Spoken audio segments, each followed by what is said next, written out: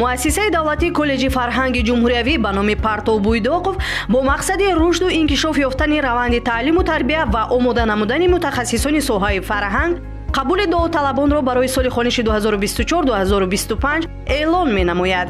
шумо метавонед аз рӯи 5 намуди ихтисос: таълими мусиқӣ, рӯзноманигорӣ, менеҷменти соҳаи маданияти ҷамъиятӣ, китобшиносӣ ва китобхонашиносӣ ва эҷодиёти бадеии халқ, фолклор соҳиби дипломҳои ихтисосӣ шавед. ҳамзамон давталабон имкон доранд баъди хатми синфи нуҳум дар ин макон таҳсил намоянд.